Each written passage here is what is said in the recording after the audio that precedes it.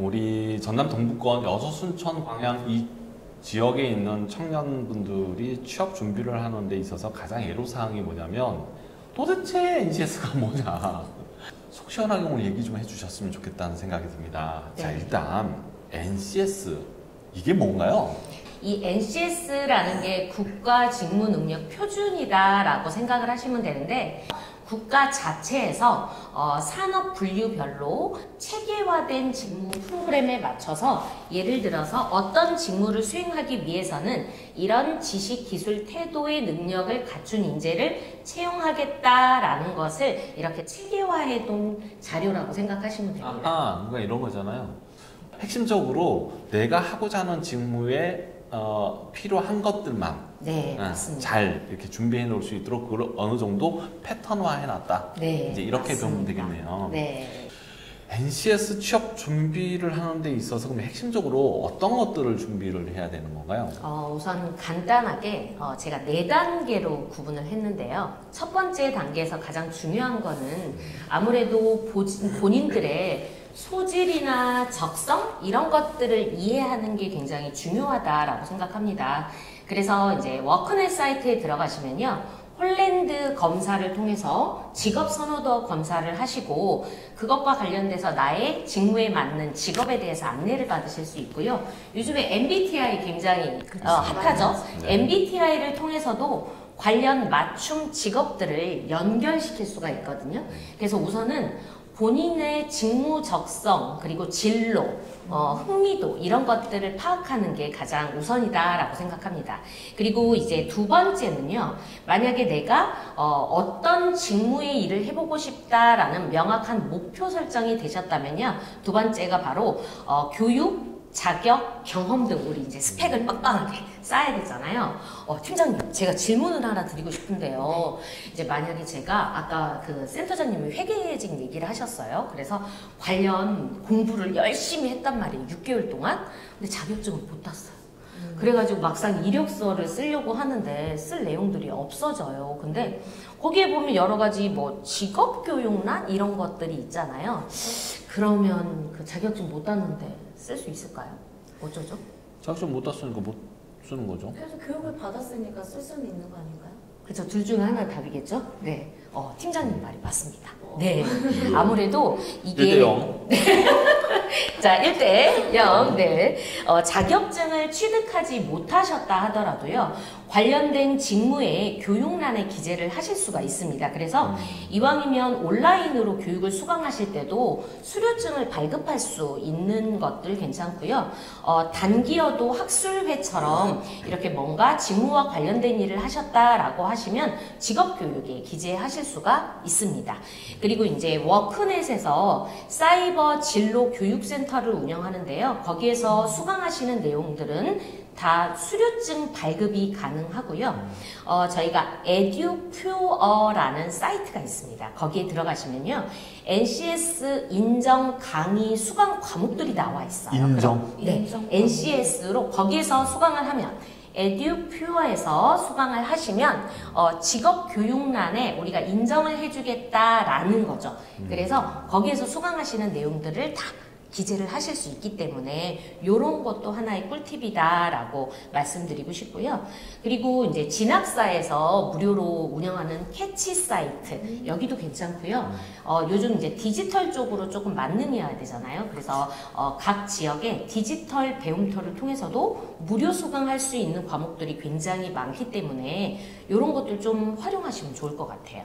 제가 이제 교육이나 자격에 대한 걸 안내해드렸다면 이번에 또 한번 할까요? 2라운드. 자, 경험 기술과 경력 기술의 차이점 뭐라고 생각하세요? 뭘까요? 그 경험은 그야말로 그냥 경험, 내가 이거 해봤어요 네. 라는 거인 네. 것 같고, 경력이라고 하는 것은 우리가 이력서에 보면은 경험을 쓰진 않고 경력사항을 쓰잖아요. 네. 그 이력서에 경력을 쌓는다라고 하는 것은 즉 뭔가의 이제 그 보수를 받고 네. 일을 했던 경력을 쓰는 거. 네, 맞습니다. 네. 1대1. 1대1. 네. 네, 1대1입니다. 그래서 쉽게 경력이라는 것은 인턴 경험을 했더라도 만약에 내가 그것에 대한 보수를 받았다라고 하시면 경험이 되는 건데, 이제 경험을 적으실 때 반드시 한 가지 제가 팁을 드리면요. 직무 기술서에 나와 있는 그 직무와 관련된 단어들이 있습니다. 그 단어들을 꼭 연결시켜서 적어주시는 게 굉장히 중요하고요. 이제 여러 가지 친구들이 이제 각 대학을 졸업한 친구들 같은 경우는 다양한 경험들이나 경력들이 당연히 없게 됩니다. 그래서 이제 여러 가지 활동들을 적게 되는데, 경험들은 내가 어떤 주요한 경험이 내가 입사할 회사에서 일할 직무와 1대1 매칭이 되는 경험을 적어줘야 되는데, 제가 얼마 전에 이제 이 NCS 컨설팅을 하는 과정에서 이제 글을 쓰고 이제 면접 준비를 하는 친구가 있었는데, 그 친구가 맡은 역할이 회계직이었어요. 근데 회계직은 고객 관리를 하는 게 아니라 내부 문서를 다루는 일이잖아요. 근데 이 친구가 경험으로 어떤 이야기를 썼냐면, 고객과의 관계의 응대를 통해서 리더십을 발휘했고 친절하고 배려심이 있다, 이런 걸 쓴 거예요. 어허. 그렇게 되면은 아무래도 좋은 경험이긴 하지만 안 맞죠. 그렇죠, 직무와의 연결성이 없다. 아니 뭐 회계적인 친절하면 안 되나요? 당연히 친절할 수 있잖아요. 그렇죠. 친절하면서 회계 일을 잘하면 되잖아요. 그렇죠. 네. 네, 그런데 이제 저희가 보통 기본적인 네. 그런 것들을 깔고 가고 그 위에 내가 조금 더 플러스 될 수 있는 걸 얹어야 되기 때문에 네, 그런 것들을 조금 그 친구들이 어려워한다라고 생각을 합니다. 그래서 제가 만약에 이제 친구들이 이제 주요 경험과 직무 능력에 대한 키워드 매칭을 어려워할 때는요, 공기업이기 때문에 한 가지 팁을 드릴 수 있는 건 있습니다. 공기업은 일반적으로 책임의식이라든지 도덕성에 대한 그런 직무 역량은 반드시 필요하겠죠. 그래서 정 없다면 이걸 좀 맞는 키로라도 활용을 해보면 괜찮을 것 같습니다. 네. 그리고 이제 세 번째 단계에서는 네. 이제 채용 저희가 공고를 보시잖아요. 그럼 거기에 직무 설명서가 들어가 있기 때문에 그 내용들을 반드시 확인하셔야 되고요.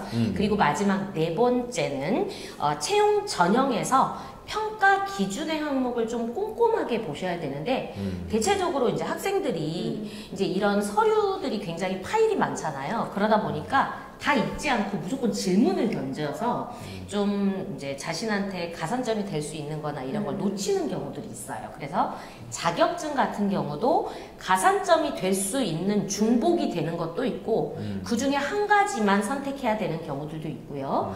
그리고 이제 때에 따라서는 이제 지역 인재 이런 것들을 활용할 수 있는 것들이 있기 때문에 이런 걸 좀 꼼꼼히 보신다면 좀 더 유리하지 않을까라고 생각을 합니다. 네. 요건 진짜 답이 없는 것 같아요. 동네 서점에 NCS 문제풀이집만 해갖고도 제가 발견한 것이 12종류더라고요. 네. 요거 밑에 우리 아래층에 보면 서점 있잖아요. 네. 이 문제풀이를 네. 어떻게 하면 이렇게 짧은 시간 안에 최대한 많이 이렇게 풀 수 있을까요? 그리고 문제의 패턴을 잘 이해하고 만점 받을 수 있을까요? 이게 만점. 키포인트죠. 맞죠? 그 질문이죠. 네. 네, 끝까지 잘 들어주세요. 제가 점수 올리는 법을 알려드리겠습니다.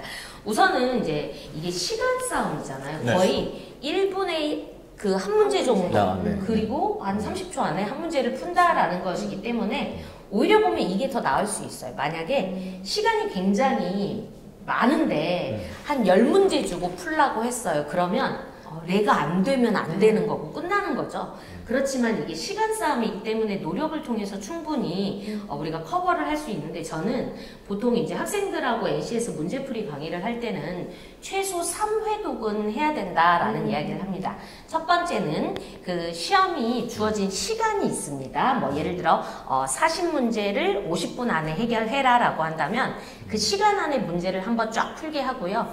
그리고 이제 답을 체크하는 과정에서 오답을 체크하고 이거였구나 나 알았는데 라고 넘어가는 이런 방식이 가장 안 좋은 거거든요. 왜냐면 문제의 수준이 중학교 정도 수준이거든요. 근데 대부분이 그렇기 때문에 이제 우리가 간과해버리는 부분이 나 이거 실수했어. 나 이거 풀 수 있었는데 근데 실수가 실력이 되는 거 아시죠? 그렇기 때문에 처음에 이제 문제를 풀고 답을 체크를 하고 남은 이제 예를 들어 50문제 중에 제가 20문제 틀렸습니다. 그럼 저는 20분 동안 한 번 더 풀어볼 수 있는 시간을 주거든요. 그럼 이제 저희가 2회독을 하죠. 그리고 이제 나머지는 그 문제들을 내가 풀어볼 수 있을 때까지 최대한 조금 시간을 주고 이제 풀이를 하는 과정들이 필요하다라고 생각합니다. 왜냐면 틀리는 문제는 반복적으로 틀리게 되고 시간 안에서 노력도 필요하거든요. 그래서 이런 문제풀이를 처음에 접근하실 때는 3회독을 하셔야 되고요. 내가 기업에 대한 타겟팅을 할 수 있는 문제집을 한 권을 선정을 하시고요. 나는 특히 수리, 의사소통 문제 해결이라는 과목 중에 어떤 특정한 분야가 조금 많이 부족하다라고 하면은 그 개별 문제집을 좀 따로 구매를 하셔서 같이 보시는데요. 이 모의고사, 기업에 대한 모의고사를 분석하는 방법은요. 보통은 예를 들어 1번부터 3번, 뭐 5번에서 10번의 문제 패턴이 동일하게 연결이 됩니다. 그렇기 때문에 이 모의고사를 계속해서 반복적으로 풀어가는 과정을 통해서 문제 유형이라든지 내가 어떤 식으로 전략을 세워서 문제를 풀어야겠다라는 것들을 좀 캐치할 수가 있게 되는 거죠. 그러니까 종합하면 패턴의 유형을 잘 상기하면서 문제집이나 문제를 많이 풀어봐라. 네. 그냥 그렇게 정리를 할 수 있겠네요, 진짜로. 네. 알겠습니다. 오늘 NCS 취업 준비 어떻게 해야 되는 건가에 대해서 특히 전남 동부권의 여수, 순천, 광양에서 구직을 준비하고 계시는 분들, 취업을 준비하고 계시는 분들에게 많은 도움이 되셨으면 좋겠습니다. 오늘 실제로 우리가 짧은 시간에 영상을 만들기 위해서 실제로는 우리가 거의 지금 1시간 반, 2시간 가까이 지금 영상을 찍고 있어요. 그만큼 알차게 찍는다라는 거죠, 여러분. 정성을 많이 들이고 있어요, 진짜요. 오늘 함께 해주신 우리 노유정 강사님, 우리 팀장님, 네, 감사합니다. 그리고 다음에 또 다른 주제를 가지고 여러분을 찾아뵙도록 하겠습니다. 전남 잡스퀘어의 유튜브 영상은 계속될 겁니다. 감사합니다.